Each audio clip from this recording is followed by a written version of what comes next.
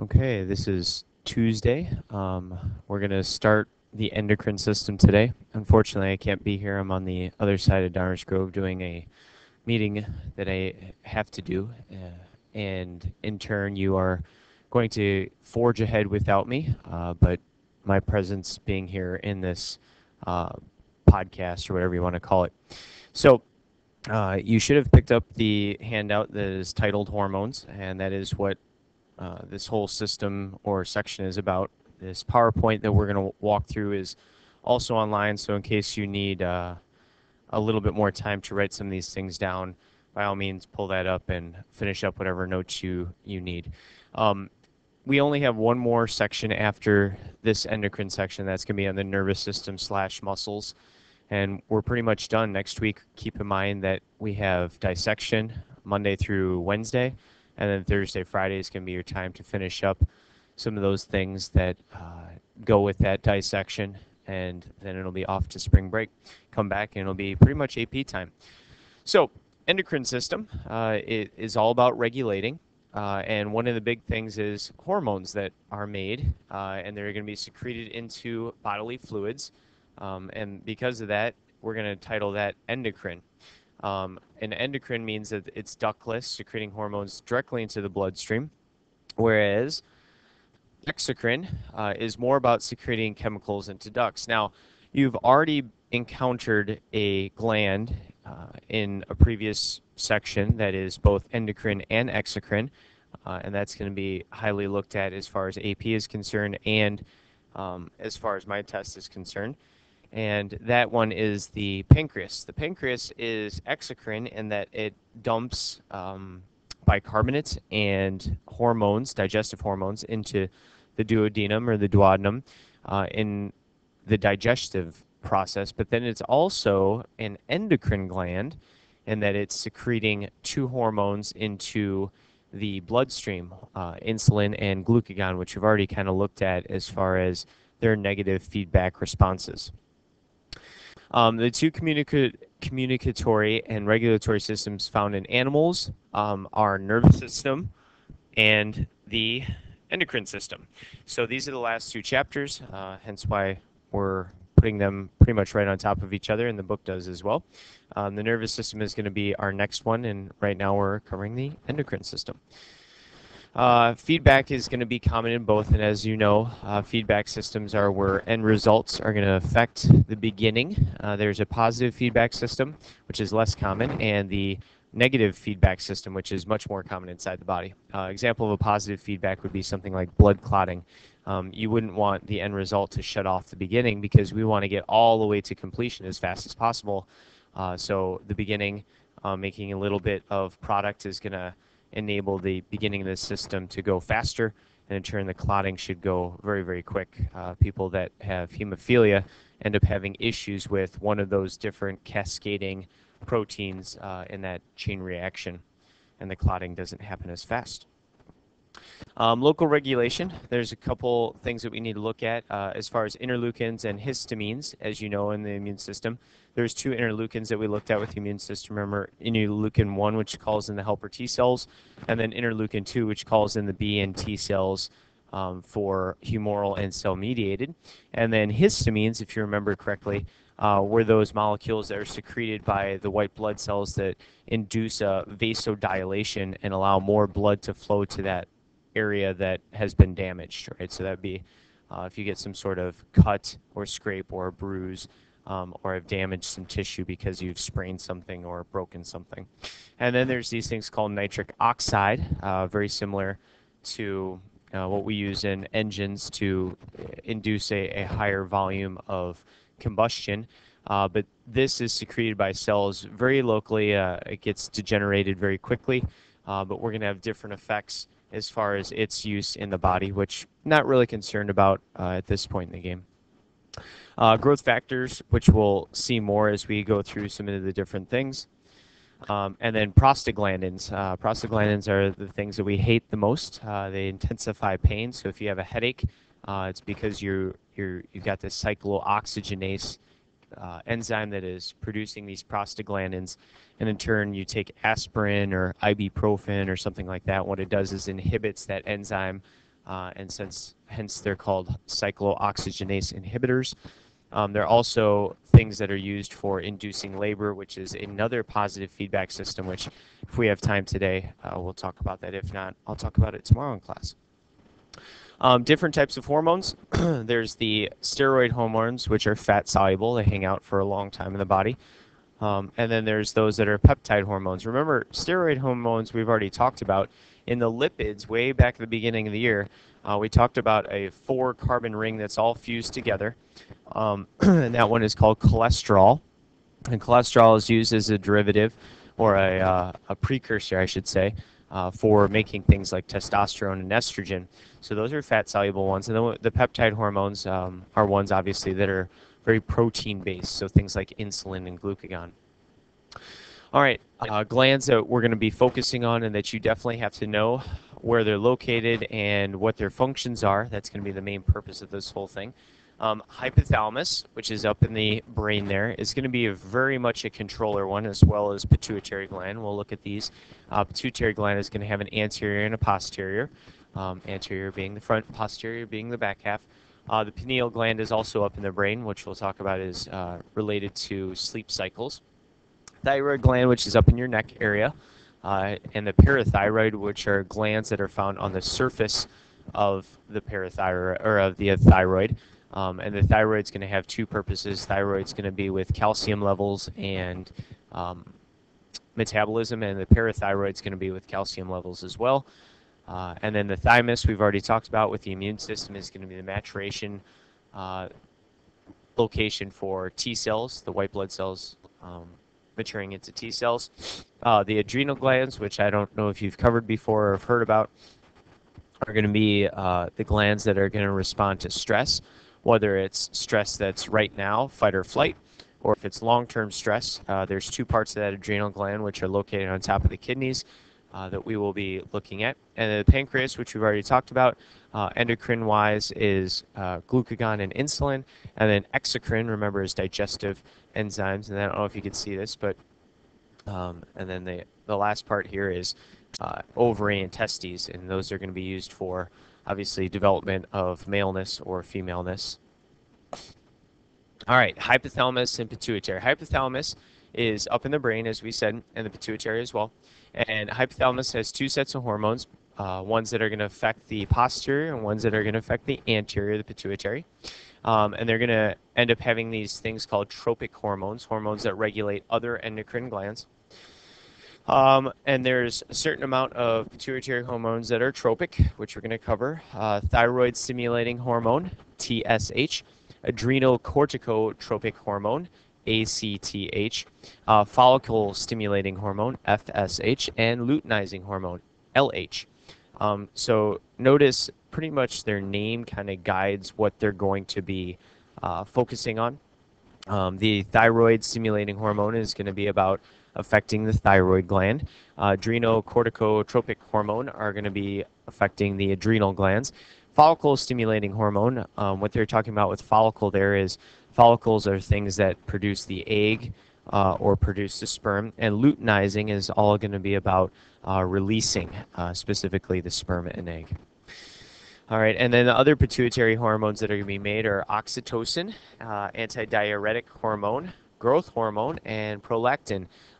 You've already talked about the kidney now, and antidiuretic hormone is going to be the thing that's going to be working on the kidney. As we remember, it's going to help with releasing or absorbing more water for our system. Growth hormone, I don't know if you remember hearing about that before, but that's going to be affecting the bones and lengthening the bones in order to grow.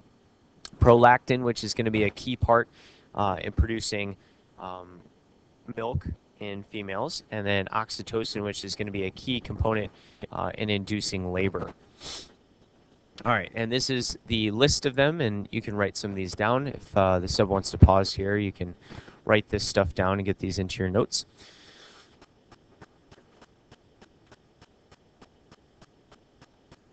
Okay, so here's a diagram, and you have this exact same diagram on your notes. This shows the hypothalamus, and you can see that it's releasing hormones up here,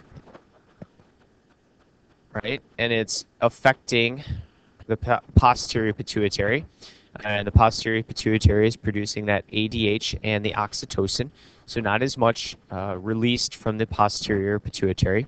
Remember, ADH is going to affect the kidney tubules and making us take up more water or release more water, depending on how much is there.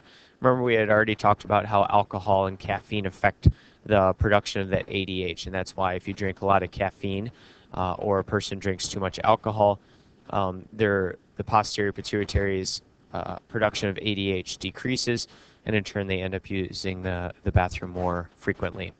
Oxytocin, as it says here, is going to be all about the mammary glands and the uterine muscles, so helping produce milk and then helping induce labor.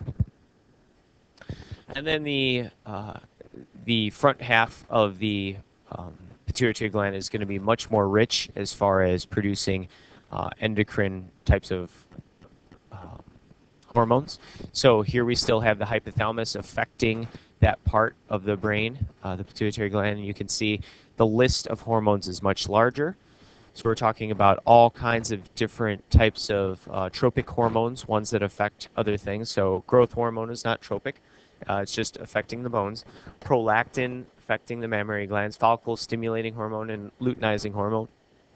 Obviously affecting other glands. Thyroid stimulating hormone, obviously affecting the thyroid, and the list goes on. Melanocytes, if you're confused about that, melanocytes are the production of color in an organism, so that would be distribution of pigment in the skin and hair and eyes and things like that. And then endorphins are things that are connected to pain receptors in the brain. So you might understand or have heard of things like exercising releases endorphins, or eating releases endorphins. And there's been a lot of studies about this. Drugs stimulate the release of endorphins as well, and hence why they end up becoming addictive. We'll talk more about this tomorrow on a personal level. But those endorphins can cause addictions for sure. People that get addicted to eating, or people that get addicted to exercising, or the most common is people getting addicted to drugs, and that's all released from that front half of the pituitary gland and the release of those endorphins. All right, thyroid gland, next one. There's two parts of that, or I should say there's two roles of the thyroid gland. The hormones that contain iodine are going to be T3 and T4, and these are big in the production or control of metabolism in your body. They're going to keep things in check. So if you're producing lots of these, your metabolism is going to be very high. If you're not, then it's going to be very low. And remember that this is there's a tropic hormone that guides the thyroid gland working properly. So if a person doesn't have enough iodine in their diet, they're not producing the proper amounts of T3 and T4. So in turn, what happens is the thyroid starts getting overactive. It's a negative feedback system. So since the thyroid stimulating hormone is telling the thyroid to start making T3 and T4, it goes about and does that. But since there's no iodine to actually make the T3 and T4, the T3 and T4 is the thing that turns off the signal. So in turn, the thyroid gets overly active, and you end up getting an enlargement of that thyroid gland, which is called a goiter. You can look up a picture of that. It's kind of gross looking. In the United States, we really don't have that problem because usually most of our salts are infused with iodine, which gives us the proper levels that we need. Calcitonin is going to be also the other thing that the thyroid regulates, which is going to be used for calcium levels in the blood. We'll look at a negative feedback system with that. Hyperthyroidism, we're going to have high body temperatures, sweating, and high blood pressure. And then hypo, low side, causes cretinism and weight gain. So we're talking about underactive metabolism. And then goiter, as we talked about, was the enlargement of the thyroid because you're iodine deficient. Calcium hormones and homeostasis are included in this whole system with that parathyroid gland, which we'll talk about more. It's the only thing that parathyroid is really working with is the other side of that calcium regulation. All right, pancreas we already talked about is a dual functioning hormone, both endocrine and exocrine. Exocrine in that it's producing those digestive enzymes, and then endocrine because it's producing insulin and glucagon. And more specifically, now we're looking at there's these places inside the pancreas called the islets of Langerhans, and there's the alpha cells that produce glucagon, which we already know is going to affect the glycogen supply in your liver and muscles and cause it to be broken down to turn into glucose to fill your bloodstream. And then the beta cells that are secreting insulin, which is going to take the glucose that's in your blood and allow it into your cells, decreasing the level of glucose in your blood. So if a person was fasting, you would see high levels of glucagon in the blood and low levels of insulin and glucose. Opposing hormones in the regulation cycle, hence we have this negative feedback system, one on the top half and one on the bottom half as far as blood glucose levels go. Diabetes, as we already kind of talked about, there's two different types, type 1 and type 2. Type 1 is the juvenile diabetes, and it's actually an autoimmune system disorder, meaning that your body is actually attacking those islets of Langerhans, destroying the beta cells that produce insulin. And then type 2, late onset due to unresponsiveness of the receptor cells, which are called leptin receptors. And we can go into more details about this at a later time as well.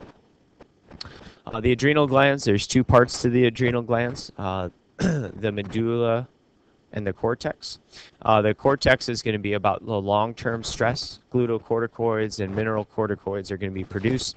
You would see this part, the outer part of this adrenal gland, becoming more active if you had maybe a death in the family or production for a long-term performance of some sort that you're trying to prepare for. You know, so you have weeks and weeks upon end of lots of stress. You're going to see a lot of those glucocorticoids being produced.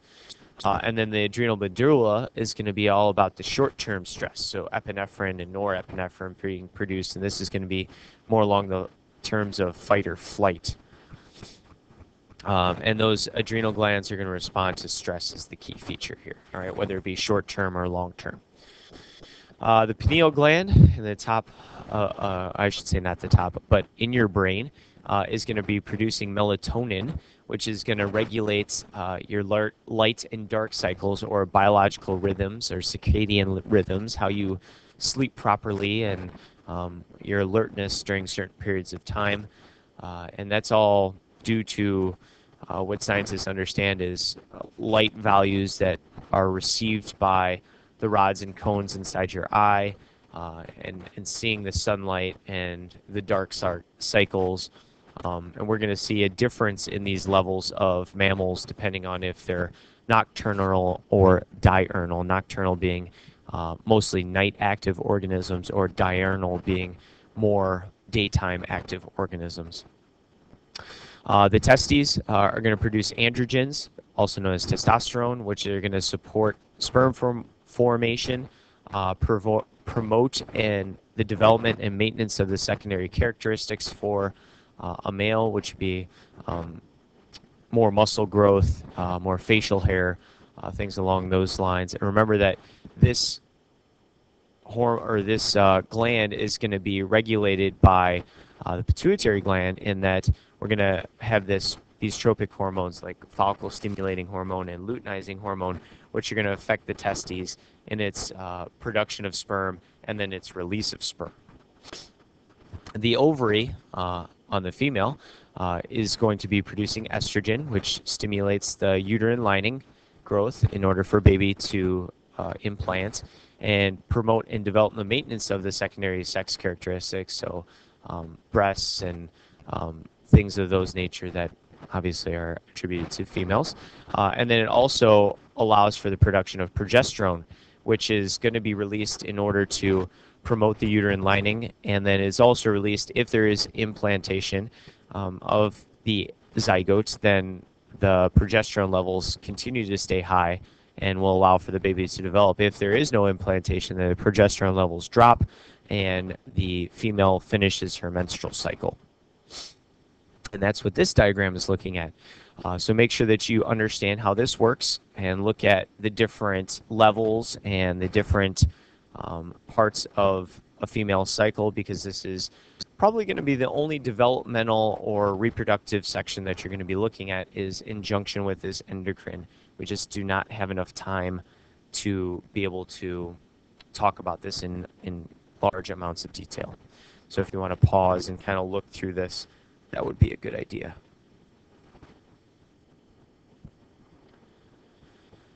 All right, so the last kind of parts are just talking about quiz kind of types of things. So if you have high calcium levels, we're going to have the parathyroid hormone working with that. Low glucose levels, we're going to be looking at glucagon. Drinking alcoholic beverages, we're going to be affecting that antidiuretic hormone. Buying salt without iodine, it's going to affect the thyroid and the production of the T3 and T4, right, producing a goiter. If you have a pop quiz in AP Bio, right, it's going to cause that short-term stress. So we're going to hit the adrenal medulla, producing epinephrine and norepinephrine, that fight or flight response. If you have a sick member of your family, long-term stress, it's going to be the cortex instead. High glucose levels, obviously, is going to be insulin. Okay, low calcium levels, we're going to be looking at thyroid. And we just need to understand these different types of connections here. I think this is a pretty good place to stop for you to digest and kind of look through some of these things. Maybe if you didn't get enough time to write some things down, the sub can go back now and show you some of those different slides that you can get things written down. And then I will be back tomorrow. We'll finish up the endocrine system, any questions you might have, and possibly start the nervous system.